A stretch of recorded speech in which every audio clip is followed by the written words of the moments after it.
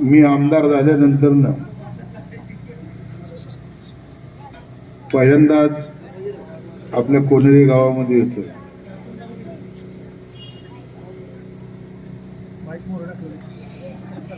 कारण बी त्याचं असं होतं की मी निवडणुकीला उभं राहायच्या अगोदर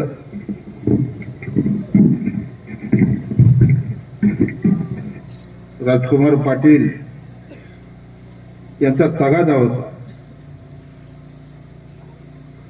की साहेब कोनेरी ते चिखली हा रस्ता झाला पाहिजे आणि आपण कराल अशी आशा आम्हाला आपल्याकडे. मी त्यांना शब्द दिला होता की ज्या वेळेला हा रस्ता करेल त्याच वेळेला मी कोनेरीला येईल, अन्यथा मी कोनेरीला येणार नाही. आज या कार्यक्रमाच्या निमित्तानं उपस्थित माझे मित्र सुनील पाटील, निळ पैलवान, दीपक गवळी, दीपक पुजारी, आमचे निगम बाबूराव कोकाटे, बालाजी खुर्द, राजकुमार पाटील, गाडे सर, नंदकुमार गोसावी, अरुण कांबळे, गणेश पाटील, सुभाष जरग, रवींद्र माने, राजकुमार पांढरे, अज्ञान शेळके, ज्ञानोबा गायकवाड, रामदास जरग, परमेश्वर माने,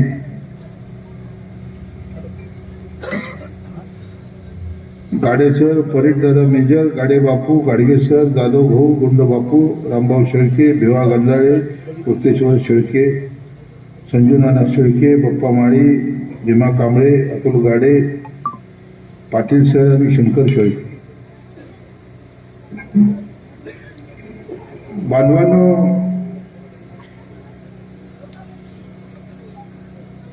राजकुमार पाटलांची एक तळमळ होती. ते त्यांच्या तळमळीतून मला जवळजवळ 30-40 वेळा भेटले. त्यांनी दुसरं काय मला मागितलं नाही. ते म्हणायचे की साहेब हा रस्ता झाला पाहिजे.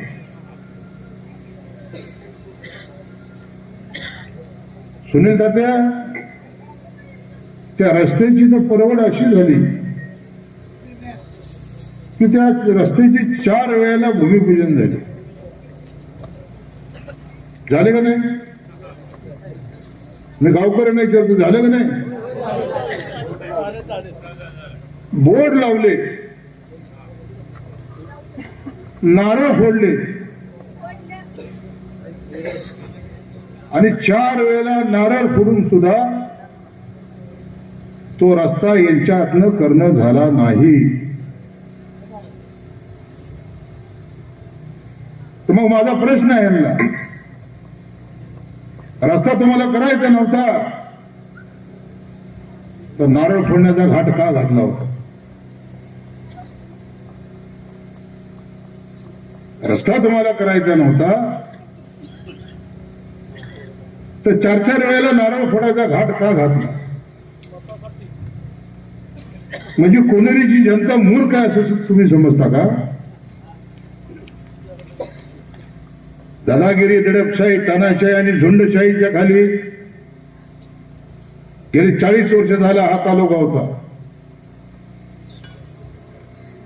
20 नोव्हेंबरला मतदान झालं आणि 23 नोव्हेंबरला निकाल लागला आणि 23 तारखेला त्या मोहच्या मायबाप जनतेनं तब्बल 31,000 मतानं या तुमच्या राजू खरेला महाराष्ट्राच्या विधानसभेत पाठवलं आणि स्वातंत्र्याची पहाट ही 23 नोव्हेंबरला मोहोळ तालुक्याने बघितली. तुम्ही कार्यालय पळवले, तुम्ही गुळाचे बाजार पळवले, तुम्ही मोहचं सब रजिस्टर ऑफिस पळवलं. पण नीतीच्या दारामध्ये न्याय असतो, लक्षात ठेवा. सरकार जरी तुमचं असलं तर आम्ही मुख्यमंत्री एकनाथ शिंदेकडनं त्याला स्थगिती घेतली. रात्री स्थगिती तुम्ही उठवली. आम्ही त्यावेळी ठरवलं की जनतेच्या दारात जायचं. सकाळी 10 वाजता एकनाथ शिंदे साहेब स्थगिती देत आहेत अनगर अप्पर कार्यालयाला, आणि रात्री 10 वाजता स्थगिती उठती. म्हणजे एक आमदार तुमच्या बरोबर होता, माने नावाचा, म्हणून तुम्ही राज्याचं सरकार विटीत धरलं. आम्ही जनतेच्या न्यायालयात गेलो. जनतेच्या न्यायालयात म्हणजे 20 नोव्हेंबरला आम्ही गावोगावी मताचा जोगवा मागितला, आणि प्रचंड अशा मोठ्या प्रमाणामध्ये ही जनता आमच्या बरोबर आली,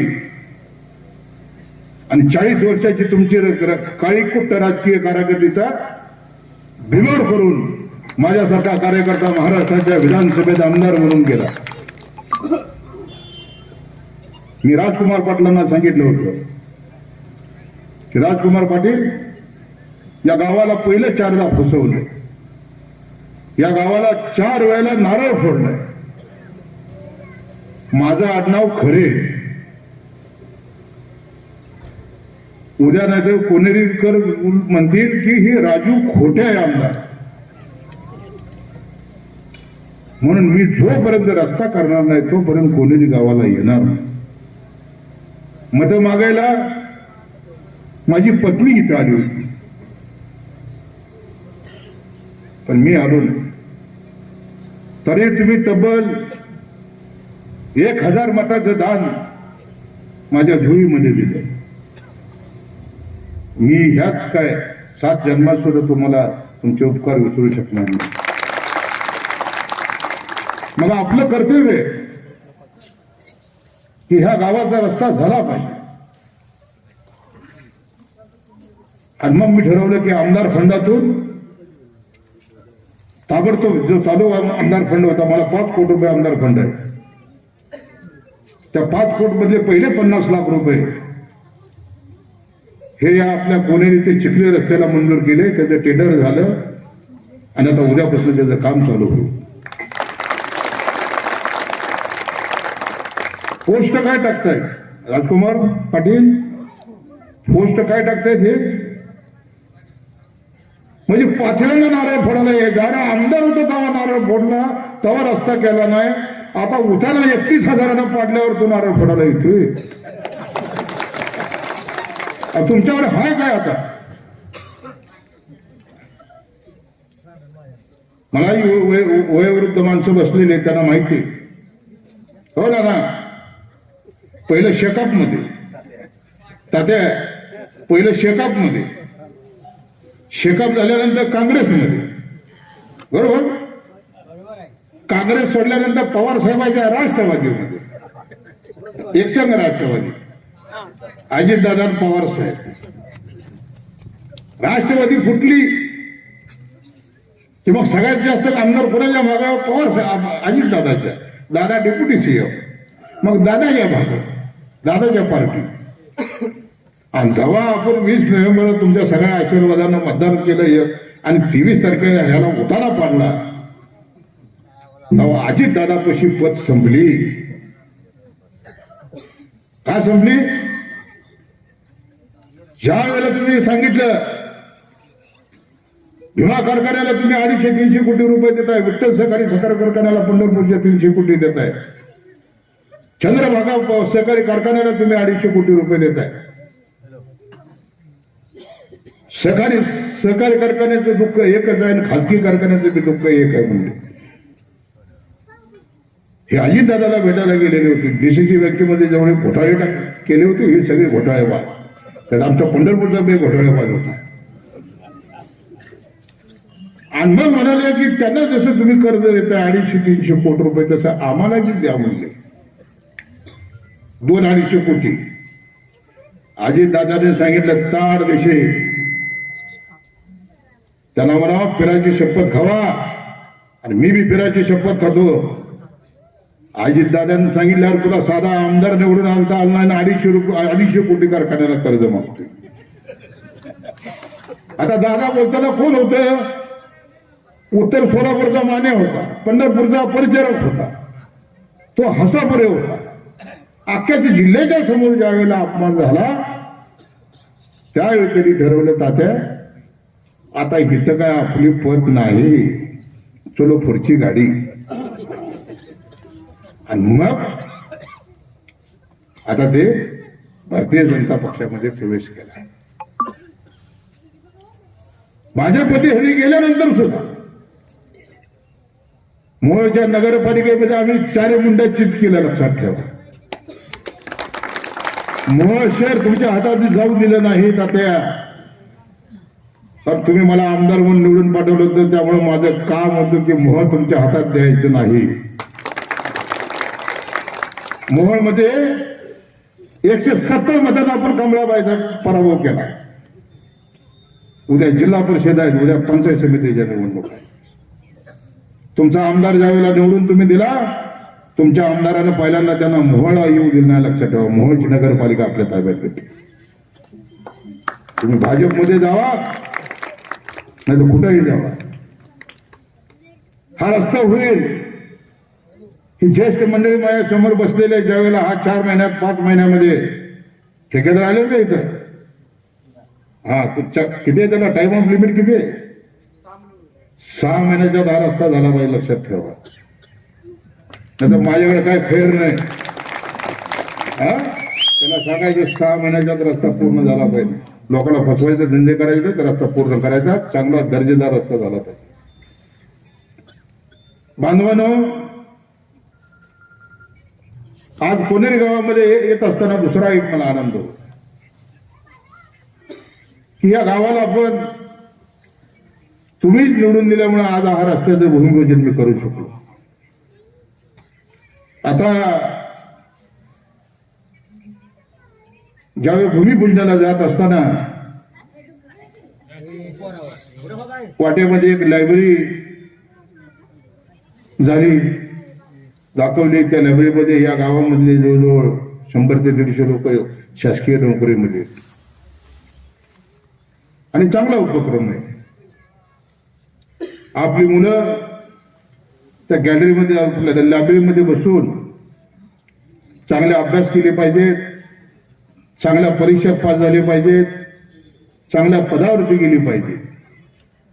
जशी आपली भावना आहे तशी माझी सुद्धा भावना आहे.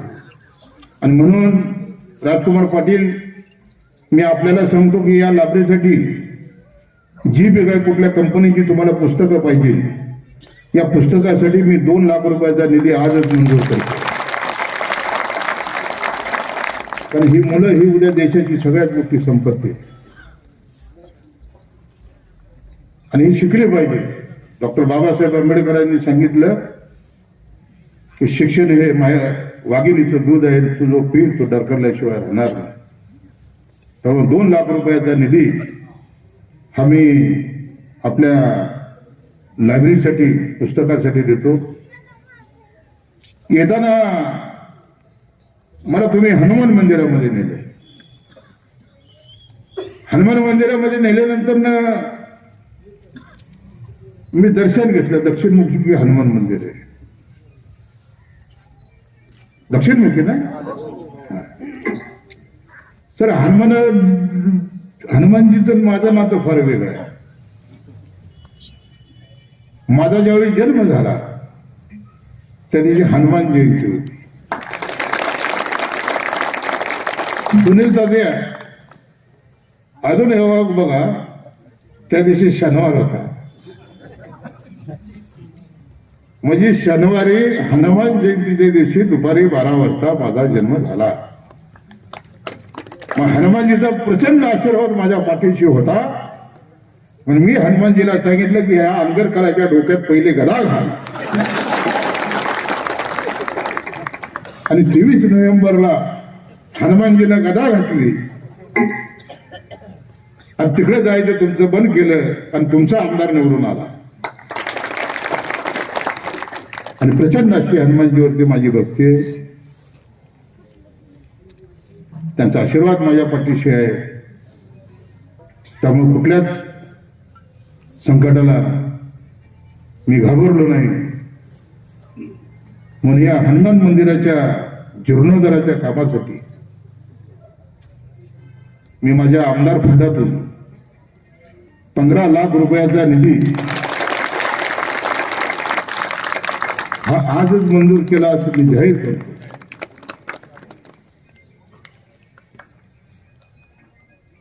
कोणेरी वडाची वाडी रस्ता मंजूर असून सुद्धा काम नाही. या संदर्भामध्ये मी सार्वजनिक बांधकाम खात्याच्या अधिकाऱ्यांची एक बैठक 2 दिवसापूर्वी घेतली होती. या तालुक्याच्या मध्ये जी काही कामं मंजूर आहेत त्याचं टेंडर झालंय, परंतु ती कामं चालू केली नाही. अशा सर्व कामांची यादी मी मागवलेली आहे. जो काम करणार नाही त्याला आठवड्याचा बाजार दाखवला जाईल, त्याला ब्लॅकलिस्ट मध्ये टाकलं जाईल आणि तिथं त्या कामाचं पुन्हा नव्यानं टेंडर होऊन ते काम चालू केलं जाईल. राजकुमार पाटील, तुम्ही मला सांगितलं की गावाला दत्तक घ्या. 40 वर्षाच्या दादागिरी, दडपशाही, तानाशाही आणि झुंडशाहीला वैतागून या गावाला, या तालुक्यानं मला आमदार केलं आणि मला आमदार केल्यानंतर ना सगळ्याच गावाचा बॅकलॉग आहे. आपलं गाव दत्तक घेतलं तर माझ्या बरोबर 5-6 सरपंच बसलेले. पुन्हा जाताना गाडीत माझी अपघात होईल. लीड मागं पुढं झाला नाही. कोणेरीला काही कमी पडू देणार नाही. बर दुसरं, मी माझ्या आयुष्यातली 35 वर्ष एकनाथ शिंदे साहेबांबरोबर आहे. शिवसेनेत कार्य. आता शिंदे साहेब राज्याचे उपमुख्यमंत्री आहेत. तर मग आपल्याला निधीची काय अडचण आहे तात्या? निधी कसा आणायचा हे आपल्याला चांगलं माहित आहे ना. आता अजितदादा बी आपल्या बरोबर आले. 2 उपमुख्यमंत्री आपल्या बरोबर आहेत. पण ते 2 उपमुख्यमंत्री आहेत म्हणून देवेंद्र फडणवीस मुख्यमंत्री आहेत. मग ते 2 उपमुख्यमंत्र्याचे मुख्यमंत्री ऐकतील का अनगरकरचं ऐकतील? हाय काय ह्यांच्याकडे ऐकायला? स्वतःचं दुकान चालू राहण्यासाठी तुम्ही भाजपमध्ये गेला. मला पुणेकरांना एवढं आवर्जून सांगायचं, मी 2 मुलीचा बाप आहे. माझ्या आयुष्यामध्ये मला काय कमवायचं नाही. माझी 15 एकर शेती आणि 40-50 माझ्याकडे जित्रा व्हायची जनावर. या 288 आमदार मध्ये एकमेव तात्या आमदार मी आहे की गुराच्या गोठ्यात झोपतो.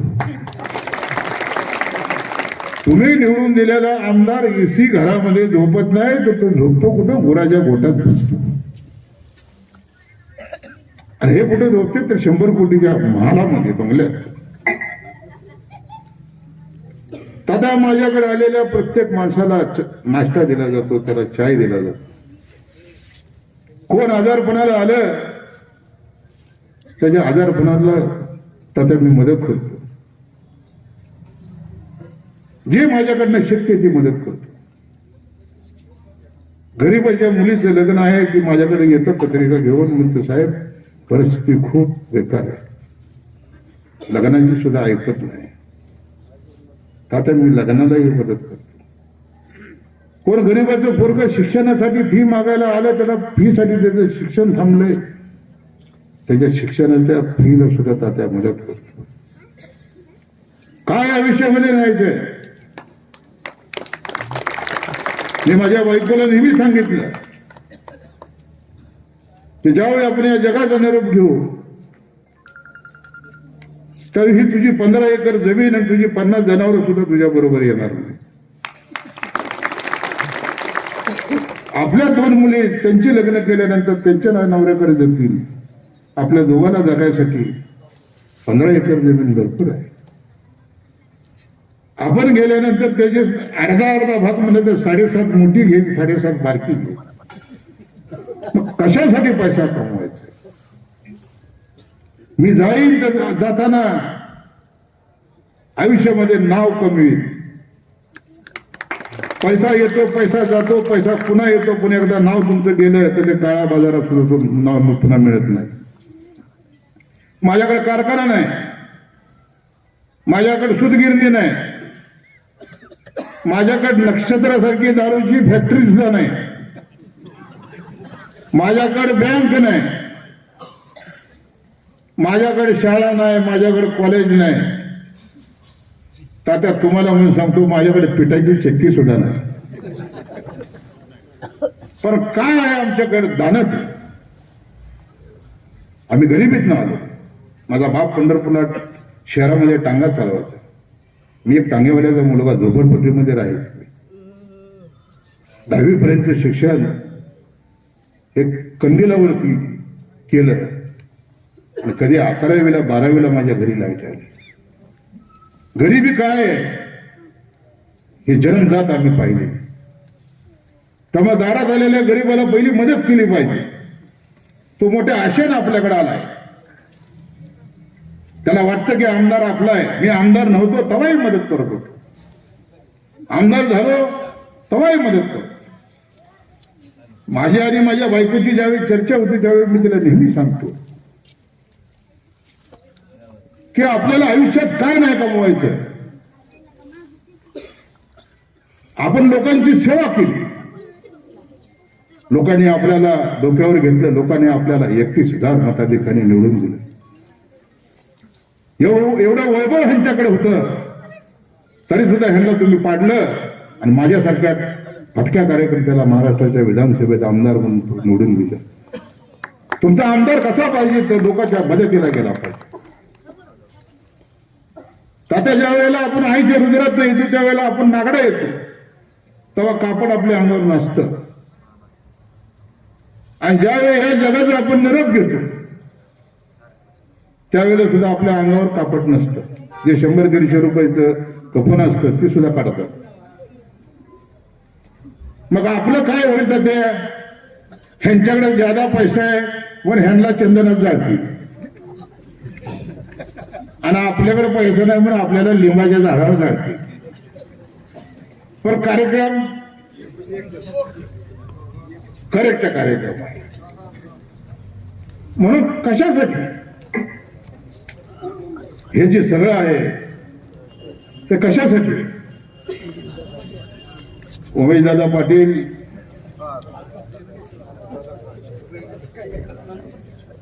या मोहोळ तालुक्याचे नेते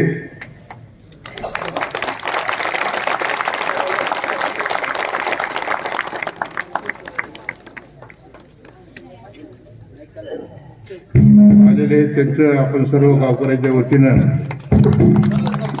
या राष्ट्रवादी काँग्रेस पार्टीचे अजितदादा पवार गटाचे जिल्हाध्यक्ष सन्माननीय उमेशजी पाटील साहेब यांचं या ठिकाणी आगमन झालेलं आहे. कोणेरी ग्रामस्थांच्या वतीनं या ठिकाणी त्यांचं स्वागत करण्यात येत आहे. आदरणीय आणि म्हणून जाता जाता एवढं मात्र निश्चितपणाने सांगेन की निधीच्या बाबतीमध्ये कुठल्याही पद्धतीची अडचण आपल्याला येणार नाही. 4 वेळा नारळ फोडून सुद्धा रस्ता झाला नाही, परंतु आज आपला रस्ता होतोय याचा सगळ्यात मोठा आनंद. 4 महिन्यांनी 5 महिन्यांनी त्या रस्त्याने जाताना तुम्हाला कळेल की आपण मतदान केलेला आमदार निवडून दिल्यामुळे हा रस्ता झाला.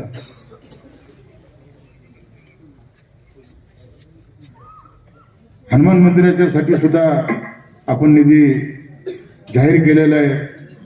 त्याचंही ज्यावेळेला भूमिपूजन होईल त्यावेळेला निश्चितपणानं राजकुमारजी मी कोणेरी गावामध्ये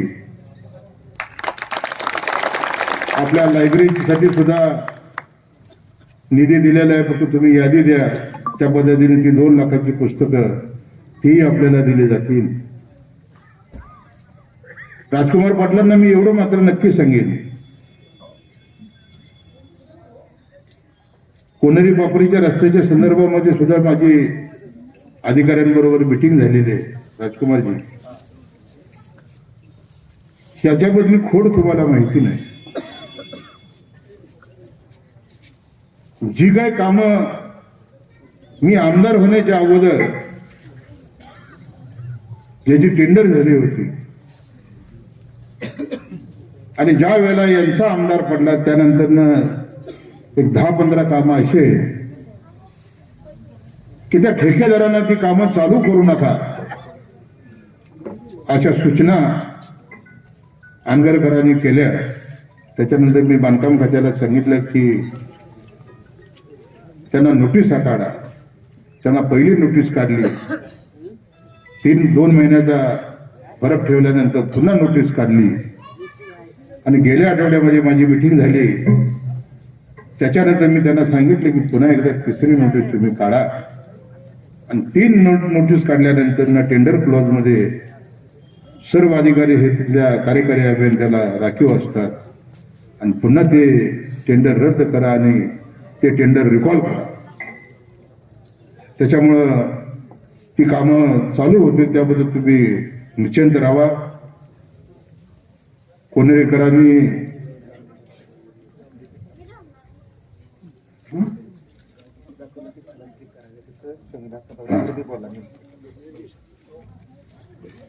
संविधान गाडे सर, आपण सगळेच, कांबळे सर, मला आपण संविधान सभागृहाची जागा दाखवली. आपण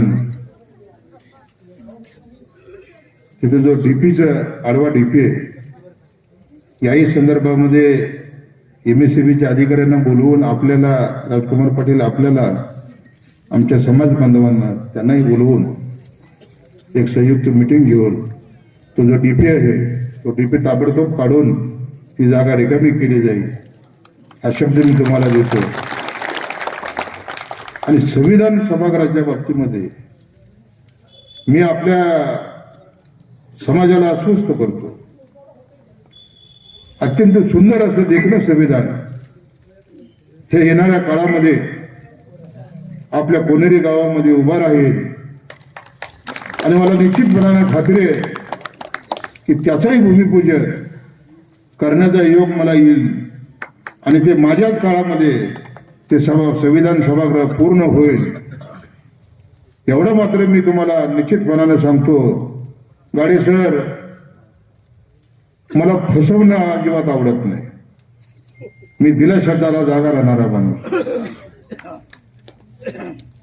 आणि मला निश्चितपणाने खात्री आहे की समाज कल्याण खात्याचा निधी आपण त्या संविधान सभागृहासाठी वापरून जास्तीत जास्त निधी हा आपल्या कोनेरी गावाला देण्याचा मी प्रयत्न करीन आणि ते संविधान सभागृह सुद्धा होईल. त्याबद्दल आपण निश्चितपणाने राहावा. पाटील सर, आपल्या वाडीतील रस्ता शेवटचं काम सांगितलं, त्याला वाराळातला रस्ता. मी पाटील सरांचं मला खरं क्यू येते. एक शिक्षक माणूस अनेक झपाटून त्या कोनेर गावासाठी काम करतो. या माणसानं कधी माझ्याकडे व्यक्तिगत स्वतःचं काम नाही सांगितलं. ज्या ज्या वेळेला हा माणूस माझ्याकडे आला त्याच्यावेळी त्याच्या पोटामध्ये एक तिडीक होती की माझ्या गावाचा विकास झाला पाहिजे. कित्येक लोक कोनेरीचे माझ्याकडे आले गोपाळपूरला. ते नेहमी यायचे तर 10 ते 20 माणसं घेऊन यायची. मग आष्टीमध्ये जमिनी आपल्या गेल्या असेल, त्यांच्या भूसंपादनाचा विषय असेल, मी त्याच्यासाठी बैठक घ्यायचो. रस्त्यासाठी, या गावाचा आपल्या हनुमान मंदिराचा विषय असेल, संविधान सभागृहाचा विषय असेल. मग माझ्यासारख्या कार्यकर्त्याला, माझ्यासारख्या माणसाला प्रश्न पडतो की हा शिक्षक, साधा शिक्षक, परंतु प्रत्येकाच्या मदतीला धावून जातो. गावाचा विकास व्हावा म्हणजे शाळा सुटली की पहिले गोपाळपूरला माझ्याकडे यायची आणि जाताना गावाची जे काही काम आहेत ते सांगून जायचे. आणि म्हणून मी गावकऱ्यांना विनंती करतो, एक मोठ्या विश्वासानं हा माणूस तुमच्या जीवावरती या गावचं राजकारण करतो. गेल्या बारीत आपण चूक केली. काय चूक केली? तुम्ही सदस्य निवडून दिले, परंतु सरपंच तिकडचा निवडून दिला. ही चूक पुन्हा करू नका. लक्षात ठेवा, तुमच्यासाठी काम करणारा, गावासाठी झटणारा, गावावरती प्रचंड प्रेम करणारा, आणि असंही काही नाही की 5-50-100 एकर जमीनदारचा पाटील आहे, अशातलाही भाग नाही. साधा शिक्षक म्हणून आणि असा म्हणून या गावासाठी पळतोय. या गावाच्यासाठी पळत असताना माझी आपल्याला हात जोडून विनंती की ह्या राजकुमार पाटलाच्या पाठीशी खंबीरपणे उभा राहा. मी आमदार म्हणून राजकुमार पाटलांच्या पाठीशी खंबीरपणे उभा आहे. ह्या व्यासपीठावर उपस्थित असलेले सगळेच उमेश दादा सहित हे राजकुमार पाटलाच्या पाठीमागे खंबीरपणाने उभा आहे. परंतु गाव त्यांच्या पाठीशी खंबीरपणे उभं राहिले पाहिजे.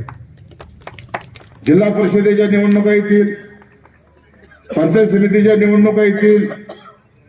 ह्या निवडणुका आपल्यासाठी फार महत्वाच्या आहेत. लक्षात ठेवा, कसल्याही परिस्थितीमध्ये पंचायत समितीचा सदस्य, कसल्याही परिस्थितीमध्ये जिल्हा परिषदेचा सदस्य हा आपला झाला पाहिजे. लक्षात ठेवा. उमेश दादा आणि मी तिथं होतो मोहळमध्ये काय केली किमया तुम्ही बघितली. नगरपालिकेमध्ये काय दादा, दोघांनी बी त्याग केला. दादानं घड्याळ बाजूला ठेवलं आणि मी माझी तुतारी बाजूला ठेवली. म्हणजे सगळ्यात मोठ्या त्यागी आम्ही दोघं आहे. पण दोघांच्या डोक्याने बरोबर करेक्ट कार्यक्रम केला. अनगरकरांचा नगराध्यक्ष आमचा निवडून. तसंच उद्या जिल्हा परिषद आणि पंचायत समितीच्या निवडणूक आहे. निधीला तुम्हाला कमी पडणार नाही. मी बघा तुम्हाला सांगितलं, बघा पीर साहेब आणि बजरंगबली, दक्षिणमुखी बजरंगबली साक्ष. दादाजी माझी आज दिवसभरात कुठलीच चर्चा नाही, पण दादा आज आले. मी मगा विषय तुझ्यापाशी काढला की 2 उपमुख्यमंत्री आपल्या बरोबर आहेत. आता माझ्या रूपाने शिंदे साहेब आहेत, दादाच्या रूपानं अजित दादा आहेत. लक्षात ठेवा. त्यामुळे ह्या तालुक्याला निधीची कमतरता पडणार नाही. निधी खेचून आणू आम्ही. अहो निधी द्यायची तिजोरी अजित दादाकडे. काय फक्त मुंबईला जाताना अजित उमेश दादाला गाडीत घ्यायचंय, बाकी काय दुसरं सांगा. नाही तर आम्हाला काय काम काय आहे. आणि ज्या ज्या वेळेला अजितदादांना भेटायला जातो त्या त्या वेळेला उमेश दादा माझ्या बरोबर असतात. कारण आम्ही आमच्यासाठी मागत नाही, या तालुक्यासाठी मागतो. ज्यावेळी दुष्काळ आपल्या पूर परिस्थिती आली, आपली 5 मंडळं पूर परिस्थितीमध्ये होत्या, मी आणि दादा 20-25 दिवस सकाळपासून संध्याकाळपर्यंत एक गाव ठेवलं नाही. कमरे इतक्या पाण्यामधून गेलो, जिथं पाण्यातून जात नाही तिथं आम्ही ट्रॅक्टरमधून गेलो, जिथून ट्रॅक्टरमध्ये जात नाही तिथून बैलगाडीमधून गेलो. शेवटचं गाव बार्शी तालुक्याच्या बॉर्डरवरचं जाधव वस्ती ना दादा, नरखेड देगावचे पुढचं गाव. वाळूला जी भोगावती नदी आहे, भोगावती नदीच्या पलीकडे गाव आहे. भोगावती नदीला पूर असल्यामुळे आपण 10-15 किलोमीटरच्या मुंगशीवरनं ते ट्रॅक्टरमध्ये त्याच्यामध्ये बसून कसं 2 तास लागलं जायला. 2 तास लागलं. कारण शेवटची जी वस्ती होती त्या वस्तीवरती आपली 100-200 माणसं राहत होती. ते आपले आपल्या मोह तालुक्यात. आणि आपलं कर्तव्य आहे त्यांच्या तिथं काय अडचणी आहेत, शेतकऱ्याची काय परिस्थिती. आणि आम्ही 20-25 दिवस एक गाव सोडलं. 100 वर्षामधला सगळ्यात भयानक अशा पद्धतीचा पूर त्या मोह तालुक्याने बघितला. गावाच्या गावं गेली, शेताच्या शेतं गेली, जनावरं वाहून गेली, परंतु त्या खचलेल्या शेतकऱ्याला आधार देण्यासाठी मी आणि उमेददादा त्या भागामध्ये पळत होतो. हे गाव आम्ही सोडलं नाही. आणि तिकडं तरडगाव, शिंगोली या भागामध्ये माझी बायको स्वतः पळत होती. तात्या प्रत्येक लोकांना विचारत होती, प्रत्येक लोकांना आम्ही 2,500-3,000 लोकांना जेवण देत होतो त्या भागामध्ये. नवरात्राचा दिवस होता, महिलांना आपण उपासाचे फळं देत होतो आणि 10 दिवसाचं राशन आपण दादा देत होतो तात्या. परंतु एवढं सगळं वैभव 40-50 वर्षामध्ये कमवलं. स्वतःचे कारखाने ह्यांच्या गावावर, पण छटाकभर साखर माझ्या मोहोळ तालुक्यातल्या शेतकऱ्याला दिली नाही. एक गावाला भेट देऊ शकले नाही.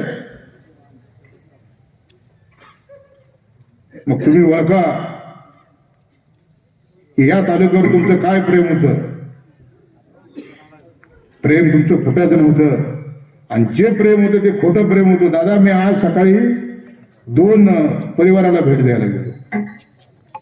आपल्या ज्या 2 मुली मोटरसायकलीवरनं ऍक्सिडेंट झाला, ऍक्सिडेंट झाल्यानंतर ना त्या दोन्ही मुली आपल्या जागच्या जागी गेल्या. दोन्ही मुली 12वीला होत्या. मला सुनील पाटलांचा, सुनील दादाचा फोन आला. एक मुलगी नजीक पिंपरीची होती. नंतर मला बाबूराव पाटीलचा फोन आला. एक मुलगी आपल्या तांबोलीची होती. काय परिस्थिती आहे, ज्या मुली गेल्या त्यांची परिस्थिती काय. एका मुलीच्या घरी फक्त 15 गुंठे जमीन आहे आणि वडील दुसऱ्याच्या गाडीवर ड्रायव्हर म्हणून कामाला जातोय, आणि आईने ती 15 गुंठे जमीन करायची. काय 15 गुंठ्यात भागतं मला सांगायचं. आणि त्या पुरीच्या वडिलाचं एवढं मोठं ऑपरेशन झालंय की त्याला जवळजवळ 200 टाक्यात आला त्या नजीक पिंपरीच्या त्या मुलीच्या वडिलाला. तशीच परिस्थिती त्या तांबोळची. त्याही मुलीच्या घरी वडिलाला मी भेट दिली. दादा, मी 2 मुलींचा बाप आहे, मला ते सहन नाही झालं.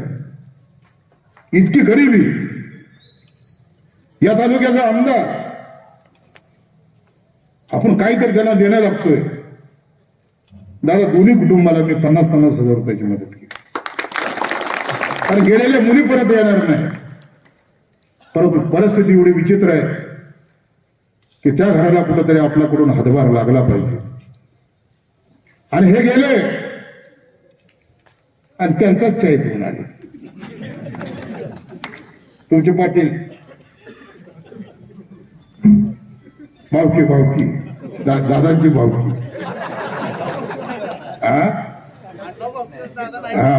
नाही दादा, उमेश दादा दिलदार माणूस आहे, लक्षात ठेवा. या निवडणुकीमध्ये 86 सभा दादाने घेतली. रान पेटवलं सगळं पुढं करून सोडला. ती पुढं आणि दादा मागवला. आता तुला सुट्टी नाही म्हणजे. राज्याच्या प्रवृत्ती पदाचा राजीनामा दिला, अजित दादाला सोडलं, पण तुझी सुट्टी नाही म्हणला. कारण तालुका पेटला होता. हीच वेळ होती आणि सगळ्यांनी साथ दिली. आणि तुमच्या सगळ्याच्या या मोहच्या मायबाप जनतेच्या आशीर्वादाने मी आमदार झालो. आपला अधिक वेळ घेणार नाही. मी एवढं निश्चितपणाने आपल्याला आश्वस्त करतो की या कोनेरी गावाचा पाटील सर तुमच्याही वारणातला रस्ता ताबडतोब करून देतो. काय पाटील सर तुमचं ठेवत नाही. मी गावकऱ्यासमोर सांगतो, कारण माझी अवस्था दादाला माहिती. फक्त दादाचा लोड माझ्यावर नाही. दादा आता नरखेड बरोबर कुरुचंही बघतात लोड. बाकीचे जिथे जिथे शक्य आहे तिथं मी निधी देण्याचं काम करतोय. कमी पडलं तर कसं निधी आणायचा ते आम्हाला चांगलं माहिती आहे. एकनाथ शिंदे साहेबांचा आशीर्वाद माझ्या बरोबर आहे. उमेश दादाच्या रूपानं अजित दादाचा आशीर्वाद माझ्या बरोबर आहे. आता तर दादाला अशी चुटकी वाजवलेली आहे, सगळ्याचा नाच करायचा नाही म्हणजे. दादाला ज्या पवारांनी 50 वर्षात तुम्हाला सगळं काय दिलं, तुमची भरभराट झाली, तुमचे कारखाने झाले, तुमच्या दारूच्या फॅक्टऱ्या झाल्या, काय काय काय नव्हतं ते झालं. आता दादा सुट्टी देईल का तात्या मला सांगा. कारण सगळ्याला नाद करायचा, अजितदादाला नाद करायचा नाही. जे जे नादाला लागले ते हर्षवर्धन पाटील इंदापुरातनं पडले, 3 वेळा निवडूनच घेत नाही. त्यांनी ठरवलं की कार्यक्रम करतात दादा. विजय शिवतरे कार्यक्रमच झाला त्याला येऊ दिलं नाही निवडून. तुमचं ते बमन दादाचा युवा आहे, काय नाव तुझं, सदाराम थोपटे, आगाऊपणा केलाच पाडलाच.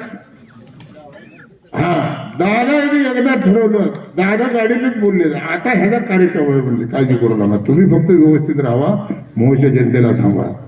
आम्ही म्हणलं व्यवस्थित राहतो, फक्त तुम्ही आम्हाला निधी द्या. त्या असताना 4,000 कोटी दिले असं त्यांनी सांगते, आता त्याच्यापेक्षा 1,000 कोटी आम्हाला जादा द्या.